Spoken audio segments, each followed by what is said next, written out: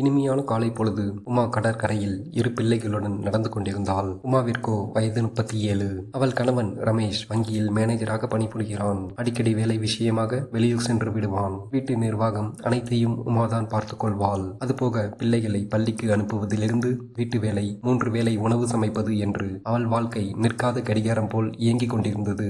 இதற்கிடையில் அவளது தனிப்பட்ட சந்தோஷத்தை நினைத்து பார்ப்பாள். திருமணமான தருணத்தில் என் கணவனுக்கு பிடித்த ஒன்று கட்டில் விளையாட்டு. அது மனதில் தோன்றிவிட்டால் என்னை தொந்தரவு செய்து கொண்டே இருந்து அவர் நினைத்ததை நிறைவேற்றிக் கொள்வார். சில நாட்கள் அது மகிழ்ச்சியை கொடுக்கும், சில நாட்கள் எனக்கு சோர்வையும் மன உளைச்சலையும் கொடுக்கும். உமாவிற்கு தேவைப்படும் போது அவர் பக்கத்தில் சென்றால் உமாவை கண்டு கொள்ள மாட்டார். அனைத்து சங்கடங்களையும் நினைத்தவாறு இயற்கையான காற்றை சுவாசித்துக் கொண்டு அவளை மறந்து நடந்து கொண்டிருந்தாள். திடீரென்று சுய நினைவிற்கு வர அவள் பக்கத்தில் வந்து கொண்டிருந்த இரு பிள்ளைகளையும் காணும் என்று பதறிப்போய் சுற்றி பார்க்க தூரத்தில் ஒருவன் சிலம்பம் சுற்றி கொண்டிருந்தான். அவனை வேடிக்கை பார்த்து கொண்டிருந்தார்கள். வேகமாக சென்று என்கிட்ட எதுவும் சொல்லாமல் இங்கேயே வந்தீங்க என்று கத்தினாள். அப்போது அவள் பிள்ளைகள், அம்மா எங்களை சிலம்பம் கிளாஸுக்கு சேர்த்து விடுங்க, அந்த அங்கிள் கிட்ட சிலம்பம் கத்துக்க ஆசையா இருக்கு என்றனர். அப்போது உமா நிமிர்ந்து அவனை பார்க்க அவள் கண்களில் ஒருவித துடிப்பு கலந்த ஆசை. கண்கள் சிமிட்டாமல் அவனையே பார்த்தாள். அந்த நொடி அவள் கல்லூரி நாட்கள் நினைவுக்கு வந்தது. அதே கட்டு மஸ்தான உடம்பு, ஆனால் கருமையாக இருந்த தலைமுடியும் தாடியும்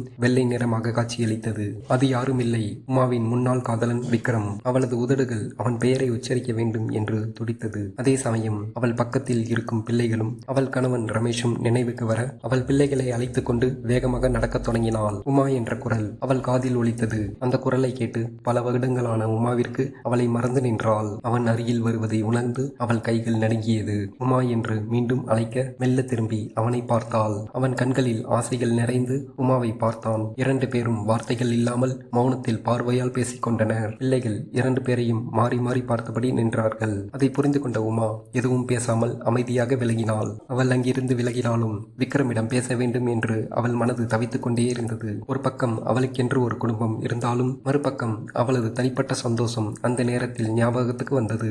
அவனிடம் போய் பேசு என்று அவளது மனது அவளுக்கு சில எண்ணங்களை கொடுத்து கொண்டே இருந்தது. அன்று இரவு அவள் கல்லூரியில் இருந்த நாட்களை நினைத்து பார்த்தாள். அந்த இரவின் தனிமை, குளிர்ந்த காற்று அவளது மனதை இதமாக்கியது. மறுநாள் உமா கிச்சனில் சமைத்துக் கொண்டிருக்க அப்போது அவள் மகன் வந்து, அம்மா அந்த அங்கிளை உங்களுக்கு முன்னாடியே தெரியுமா என்றான். அவன் யாரை கேட்கிறான் என்று உமாவிற்கு நன்றாக புரிந்தது. அவளோ எதுவும் பேசாமல் யாரை கேட்கிற என்றாள். அதாம்மா நேத்து கடற்கரையில பார்த்தோம்ல அந்த அங்கிள் கிட்ட சிலம்பம் கிளாஸ் சேர்த்து விடுங்கம்மா என்றான். உமாவும் எந்த ஒரு மறுப்பும் தெரிவிக்காமல் சரி என்றாள். மறுநாள் உமா மிக அழகான புடவையும் ரவிக்கையும் உடுத்தி கொண்டு கடற்கரைக்கு சென்றாள். ஆனால் விக்ரம் அங்கே இல்லை. பக்கத்தில் ஒரு முதியவர் உமாவை பார்த்ததும், யார தேடுறீங்கம்மா என்றான். நேத்து இங்க சிலம்பம் கிளாஸ் எடுத்தாரே, அவர் இன்னைக்கு வரலையா என்றாள் உமா. அவர் ஞாயிற்றுக்கிழமை மட்டும்தாம்மா வருவாரு, மற்ற நாள் எல்லாம் அவருடைய வீட்டுல கிளாஸ் எடுப்பாரு. அவரோட அட்ரஸ் தரேன், போய் பாக்குறீங்களா என்றான் கிழவன். அதற்கு உமா மௌனத்தில் இருந்தாள். உடனே பிள்ளைகள் இருவரும் அட்ரஸ் கொடுங்க தாத்தா என்று ஆர்வமாக கேட்டனர். ஒரு பக்கம் மனதில் அங்கு போய் விக்ரமை பார்த்து பேச வேண்டும் என்ற ஆசை, மறுபக்கம் அதே யோசனையில் நடந்து கொண்டிருந்தாள். அம்மா வாங்க, அம்மா போகலாம் என்று இரு பிள்ளைகளும் ஆர்வமாக அழைத்தனர். இப்ப வேண்டாம், இன்னொரு நாள் பார்த்துக்கலாம் என்று வீட்டிற்கு அழைத்து சென்றாள். தாத்தா கொடுத்த அட்ரஸை பார்த்து கொண்டே இருந்தாள். அப்போது அவளுக்கு போனில் அழைப்பு வந்தது. அது அவளுடைய கணவன் ரமேஷ். போனை எடுத்து ஹலோ என்றாள். இன்னைக்கு ஊருக்கு வரதா இருந்தேன், ஆனா அவசர வேலையால இங்கேயே தங்க வேண்டியதா போச்சு, அதனால நாளைக்கு நைட்டு தான் வருவேன் என்று சொன்னான். உடனே அவள், இது ஒரு வாய்ப்பாக எனக்கு கிடைத்திருக்கிறது, இதை நழுவி விடக்கூடாது என்று முடிவெடுத்தாள். 2 பிள்ளைகளுக்கும் உணவு கொடுத்து தூங்க வைத்துவிட்டு விக்ரம் வீட்டிற்கு கிளம்பினாள். மனதில் பயமில்லை, சந்தோஷம் மட்டும் நிறைந்திருந்தது. வீட்டின் கதவை தட்டினாள். விக்ரம் கதவை திறந்து உமாவை பார்த்தான். அவன் கண்களை அவனால் நம்ப முடியவில்லை.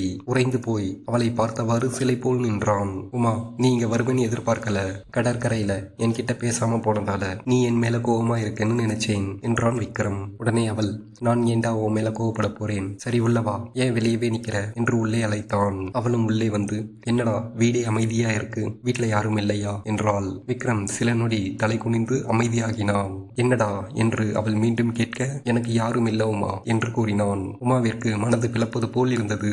என்னடா நீயும் கல்யாணம் பண்ணி சந்தோஷமா இருப்பேன்னு நினைச்சுதான் வந்தேன், ஆனா நீ இப்படி சொல்ற என்றாள். சரி அதை விடு, நீ எப்படி இருக்க, உன்னை கடற்கரையில ரொம்ப வருஷம் கழிச்சு பார்த்தப்போ ரொம்ப சந்தோஷப்பட்டேன், ஆனா என்கிட்ட நீ பேசவே இல்லை, என் மேல கோவமா இருக்கேன்னு நினைச்சேன்.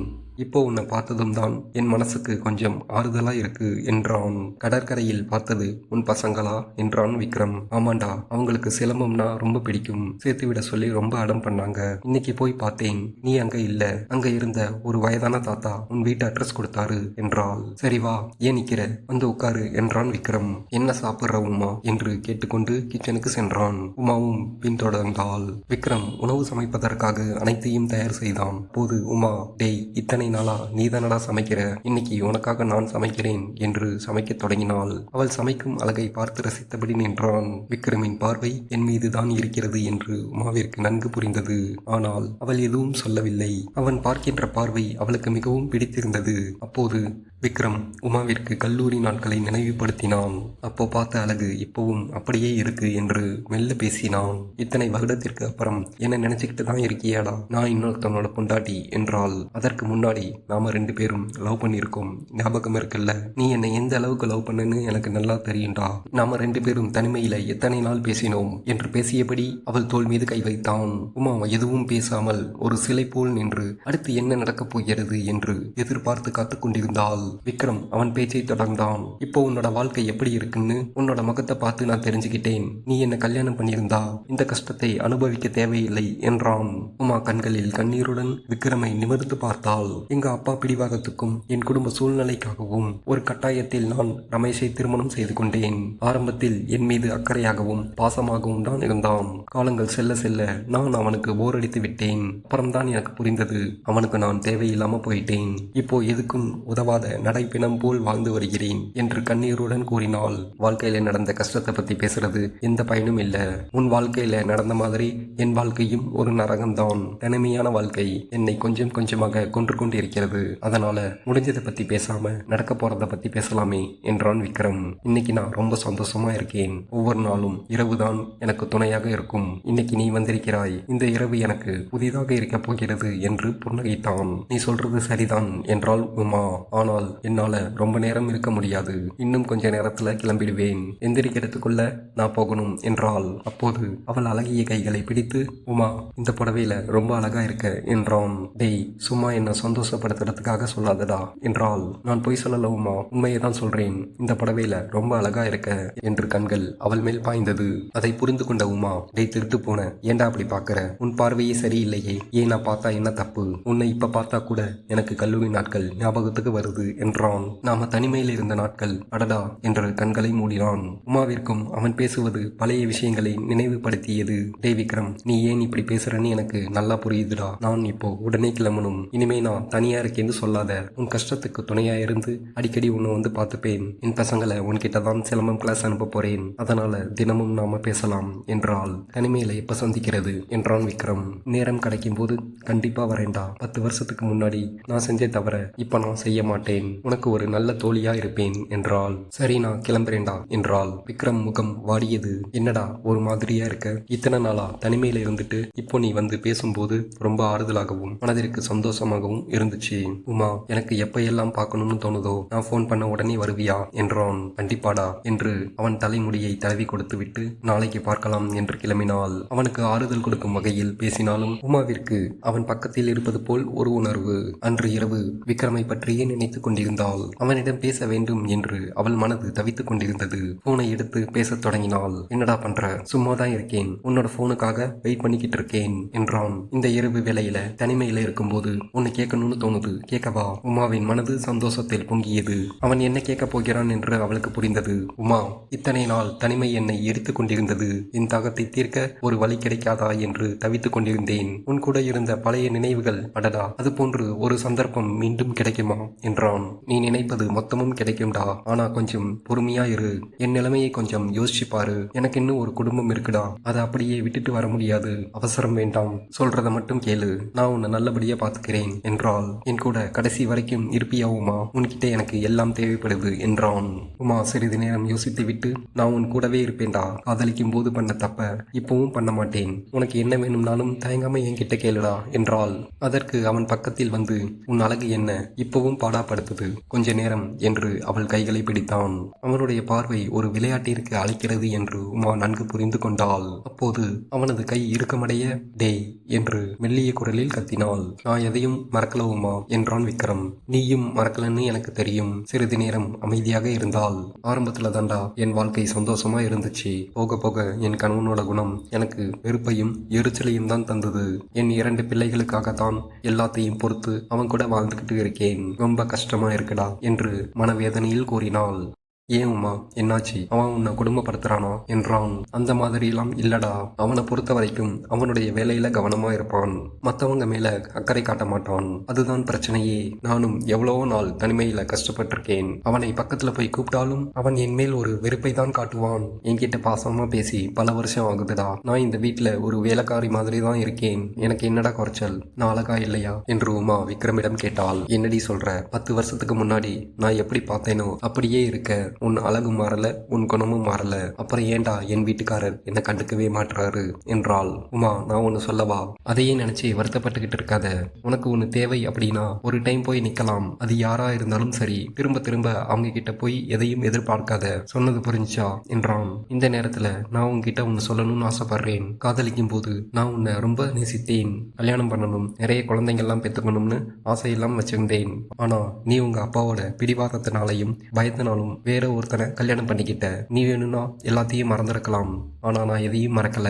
இப்பவும் உனக்காக வாழணும்னு ஆசைப்படுறேன். உமா, உனக்கு என்ன தேவையோ எப்ப வேணும்னாலும் என்கிட்ட கேளு. உனக்காக என்ன வேணும்னாலும் செய்வேன் என்று அவளுக்கு ஒரு நம்பிக்கையை கொடுத்தான். அது அவளுக்கு மிகவும் பிடித்திருந்தது. விக்ரம் என்று அன்பான ஆசையான குரலில் அவனை கூப்பிட்டாள். இந்த நேரத்துல உன்னை பார்க்கணும் போல இருக்குடா என்றாள். உடனே கிளம்பி வா என்று அவளை அழைக்க வேகமாக அணிந்திருந்த உடைகளை அகற்றிவிட்டு அழகான புடவையை உடுத்தி கொண்டு கிளம்ப ஆரம்பித்தாள். அந்த நேரத்தில் கதவு தட்டும் சத்தம் கேட்டது.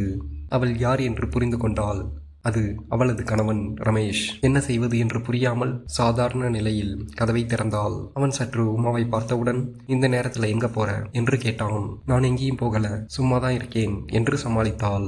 இன்னைக்கு வேண்டாம் என்று அவள் மனதிற்குள் பேசிக்கொண்டு ரமேஷிற்கு உணவு பரிமாறினாள். அந்த நொடி அவளிடமிருந்து வந்த தெய்வீக நறுமணம் ரமேஷிற்கு ஒரு சிறு தேடலை காட்டியது. அந்த கணம் ரமேஷ் அவளை நிமிர்ந்து பார்க்க மிக அழகான புடவையில் அலங்கரித்த சிலை போல் நின்று கொண்டிருந்தாள் உமா.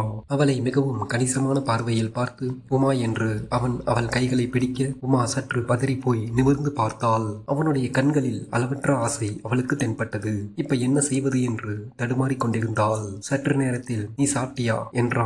இல்லங்க என்று பதிலளித்தாள். சரி, சாப்பிட்டு சீக்கிரம் ரூமுக்கு வா என்று ஒரு கர்ஜனை குரலில் கூறினான். அது அவளுக்கு கொஞ்சம் பிடித்திருந்தது. அதே சமயத்தில் கொஞ்சம் புதிதாகவும் இருந்தது.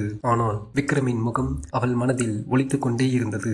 இப்ப என்ன செய்வது என்று யோசித்தவாறு உணவு சாப்பிடத் தொடங்கினாள். அப்போது போனில் விக்ரம் அழைத்தான். கிளம்பிட்டியா? இங்க வர எவ்வளவு நேரம் ஆகும் என்று அவளாக கேட்டான். விக்ரம், இப்போதைக்கு என்னால வர முடியாது, ரமேஷ் வந்திருக்காரு என்று அவள் கூற, 2 மணி நேரம் ஆனாலும் பரவாயில்லை, உனக்காக காத்திருக்கிறேன் என்றான். இன்னைக்கு வேண்டாம் விக்ரம், நான் இன்னொரு நாள் வரேன் என்றாள். ஏன், என்னாச்சு? ஒரு மாதிரியே பேசுற? இன்னைக்கு ரமேஷனுடைய பேச்சும் அவனுடைய நடவடிக்கையும் வேறு விதமாக எனக்கு தெரியுது. ஏன், என்னாச்சு என்று அவன் மீண்டும் கேட்டான். ரொம்ப நாள் கழிச்சு இன்னைக்குதான் என்ன கூப்பிட்டிருக்காரு என்றாள். ஓ அப்படியா? நீ என்ன முடிவு பண்ணிருக்க?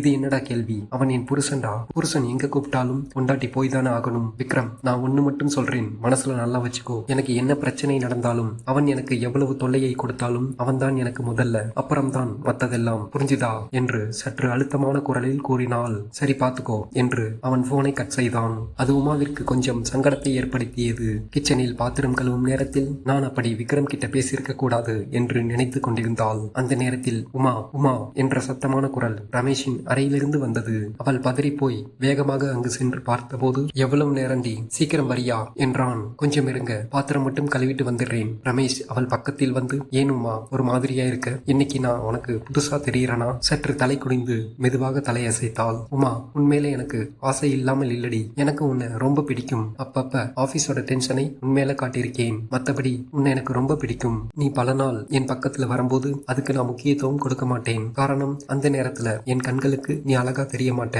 சாதாரண உடைகளில் இருப்ப. ஆனா இன்னைக்கு எனக்கு பிடிச்ச புடவையில ரொம்ப அழகா இருந்த, பார்த்ததும் எனக்கு ரொம்ப பிடிச்சிருந்தது. அதனால தாண்டி என்று மெல்லிய குரலில் அவள் பக்கம் வந்து கூறினான். அது அவளுக்கு அவளுக்கு கொஞ்சம் பிடித்திருந்தது.